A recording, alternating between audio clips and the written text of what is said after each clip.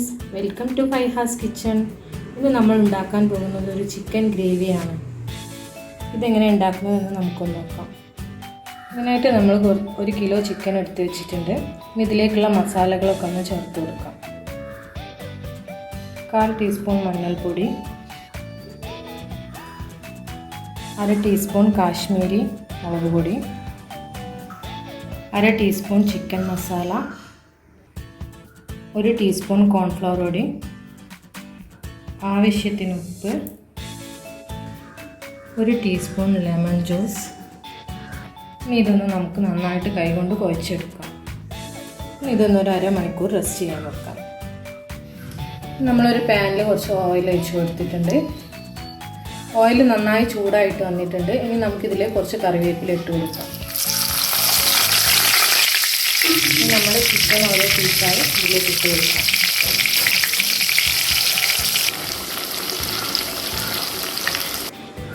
ഒരു പാൻ അടുപ്പത്ത് വെച്ച് കൊടുത്തിട്ടുണ്ട്. അതിലേക്ക് കുറച്ച് ഓയിൽ ഒഴിച്ചിട്ടുണ്ട്. ഓയിലൊക്കെ നന്നായി ചൂടായി വന്നിട്ടുണ്ടെങ്കിൽ നമുക്കിതിലേക്ക് കുറച്ച് കറിവേപ്പില ഇട്ട് കൊടുക്കാം.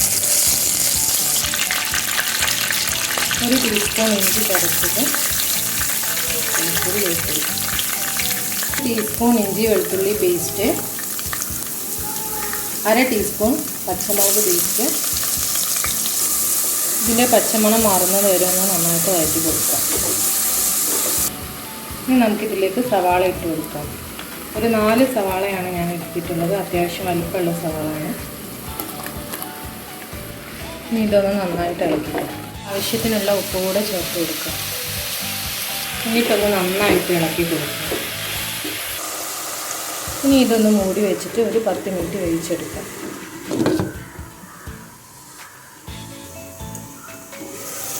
നമ്മുടെ ഉള്ളി ഇവിടെ കുക്കായി വന്നിട്ടുണ്ട്. ഇനി നമുക്ക് ഓരോ മസാലകൾ ഇതിലേക്ക് ഇട്ട് കൊടുക്കാം. ഇതിലേക്ക് ഓരോ മസാലകൾ ഇട്ട് കൊടുക്കാം. 1/4 ടീസ്പൂൺ മഞ്ഞൾപ്പൊടി, 1 ടീസ്പൂൺ മുളക് പൊടി, 1/2 teaspoon chicken masala,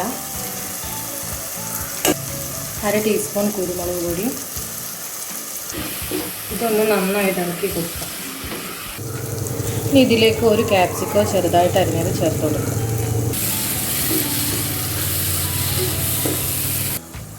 1 teaspoon soya sauce, 2 teaspoon chilli sauce, 3 teaspoon tomato paste. ഇനി ഇതൊന്ന് നന്നായിട്ട് മിക്സ് ചെയ്ത് കൊടുക്കാം. ഇനി ഇതിലേക്ക് നമ്മൾ നേരത്തെ ഫ്രൈ ചെയ്ത് വെച്ച ചിക്കൻ ഇതിലേക്ക് ഇട്ട് കൊടുക്കാം.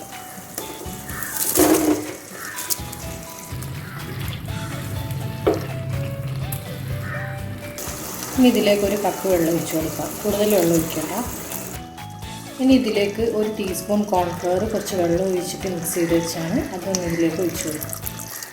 ഇനി ഇതൊന്ന് നന്നായി മിക്സ് ചെയ്ത് കൊടുക്കാം.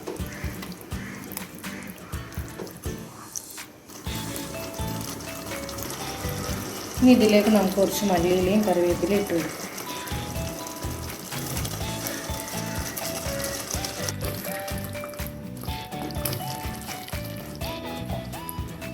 നമ്മുടെ കറി ഇവിടെ റെഡി ആയിട്ടുണ്ട്.